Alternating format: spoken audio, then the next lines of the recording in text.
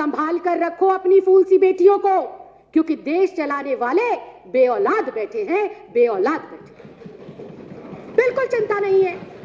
आज देश में महिला सुरक्षा पे तो महिला सुरक्षा बेतुकी बातें हैं। महिला सुरक्षा बेतुकी बातें लगी आपको? बेटियों की सुरक्षा आपको बेतुकी बातें लगती है? अध्यक्ष जी, इनका शब्द निकलवाए आप, पहले कार्रवाई से बेतुका शब्द निकलवाए। मैं आपको शर्म आनी चाहिए। केंद्र में आप बैठे और बेटियों के साथ ऐसी हरकतें हो रही है, आपको शर्म आनी चाहिए। अगर किसी बेटी के साथ अत्याचार होता है और उसके खिलाफ कोई प्रोटेस्ट करता है तो आपकी दिल्ली पुलिस उसको उठा के जेल में डालती है। शर्म आनी चाहिए, डूब के मर जाना चाहिए आप लोगों को। ऊपर से कह रहे हैं बेटू का बोल रहे हैं, शर्म नहीं आती विजेंद्र गुप्ता जी? आपके घर में बहन बेटियां नहीं है क्या? आपकी कोई बेटी नहीं है क्या? आप किसी के बेटे बाप नहीं है क्या? आप किसी के भाई नहीं है क्या? शर्म आनी चाहिए, डूब कर मर जाना चाहिए आप लोगों को। राखी जी प्लीज, माननीय सदस्यगण प्लीज, राखी जी कंटिन्यू करें। अध्यक्ष जी, मैं दोबारा इस बात को दोहराऊंगी, जिधर भी देखो हवस के जल्लाद बैठे हैं, संभाल कर रखो अपनी फूल सी बेटियों को, क्योंकि देश चलाने वाले बेऔलाद बैठे हैं, बेऔलाद बैठे हैं। अध्यक्ष जी, आए दिन चाहे छोटी बच्ची हो, चाहे 27 साल की डॉक्टर हो, चाहे 56 साल की बुजुर्ग महिला हो, हर कोई हवस का शिकार बन रहा है, हर कोई रेप का शिकार बन रहा है। लेकिन सियासत में बैठे इन सियासतदानों को कोई फर्क ही नहीं पड़ता। कोई फूल सी बच्ची को नोच ले, कोई युवा बेटी को जिंदा जला दे, कोई बुजुर्ग महिला को नोच डाले, लेकिन इन सियासतदानों को फर्क नहीं पड़ता। ऐसे में सवाल उठता है कि देश जा किस ओर रहा है? देश की ये 50% जो आबादी है, इसको सुरक्षा मिलेगी कैसे?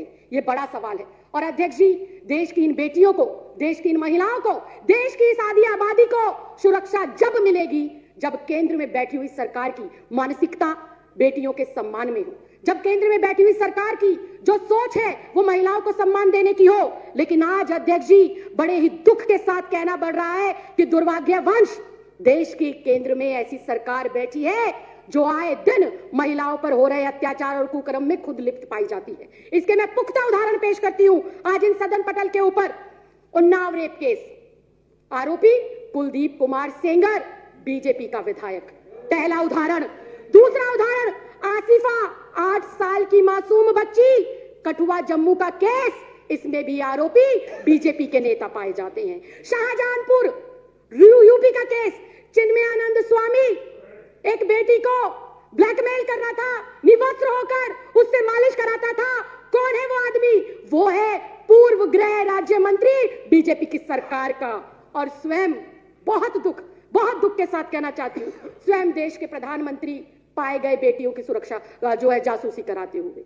स्वयं इस देश का गृह मंत्री नामजद तरीपाल रह चुका है। ये मैं नहीं कह रही, ये मेरे देश का कानून कहता है, ये मेरे देश के न्यायालयों ने और जजों ने कहा है, ये राखी बिरलानी आम आदमी पार्टी नहीं कह रही है। अध्यक्ष जी, ये इतना गंभीर मामला, देश की आधी आबादी आज बाहर निकलते हुए ये सोचती है कि मैं वापस आऊंगी या नहीं आऊंगी। आज हमारे माँ बाप, हमारे भाई बहन, हमारे रिश्तेदार, जब मेरी जैसी बेटियां अपने काम पर पढ़ने के लिए, लिखने के लिए जाती हैं, तो पता नहीं होता कि किस परिस्थिति में वो बेटी वापस आएगी। कंक्लूड करिए। बिल्कुल अध्यक्ष जी। अध्यक्ष जी, बुधवार 27 नवंबर की रात को दिल दहलाने वाला घटना हैदराबाद के अंदर हुआ। एक 27 वर्षीय डॉक्टर का स्कूटी खराब होता है और उसको मदद के बहाने 4 लोग घेर लेते हैं और उसके साथ गैंगरेप होता है, उसे जला दिया जाता है। इतनी हृदय विदारक घटना अध्यक्ष जी, मेरे मुंह से शब्द नहीं निकल पा रहे, क्योंकि मैं स्वयं भी एक लड़की हूं और कभी कभी किचन में खाना बनाने का मौका मिलता है। गलती से गरम कढ़ाई को छू लेते हैं अध्यक्ष जी, तो अगले 2 दिन तक उंगली दर्द करती है।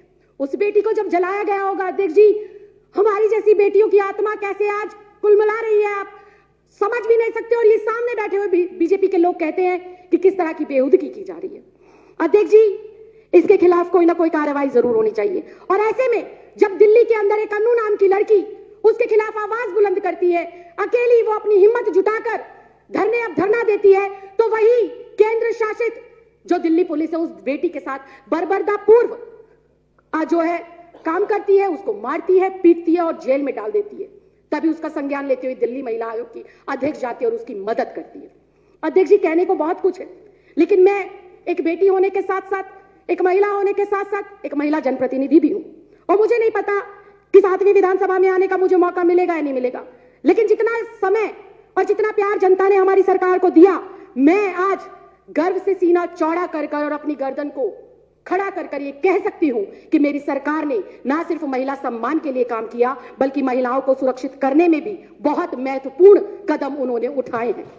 अध्यक्ष जी, हमारी सरकार ने महिलाओं की सुरक्षा हेतु 2.5 लाख से अधिक 2.5 लाख से ज्यादा सीसीटीवी कैमरे लगाने का काम करा। यह विश्व में पहला ऐसा राज्य है जहां पर चप्पे, चौक, चौराहे, गली, नुक्कड़ के ऊपर महिला सुरक्षा हेतु सीसीटीवी कैमरे लगाए गए। वहीं एक दिन के अंदर हिम्मत चाहिए और जज्बा चाहिए अरविंद केजरीवाल जैसा, एक दिन के अंदर 15,000 मार्शल बसों में तैनात करे गए दिल्ली की बेटियों, महिलाओं और बच्चों को सुरक्षा मुहैया कराने के लिए। वहीं पर 2 लाख से ज्यादा स्ट्रीट लाइटें, डार्क स्पॉट खत्म करने के लिए लगाए जाने का फैसला लिया और बहुत जल्दी वो लगाई भी जाएंगी। दिल्ली महिला आयोग ने पिछले चंद सालों के अंदर कई दशकों से पेंडिंग पड़े हुए केसेस को तुरंत निपटाया और पीड़ित महिलाओं के घर पर पहुंचकर उनको सुरक्षा मुहैया कराई और उनको सहायता देकर उनको न्याय दिलाने का काम करा।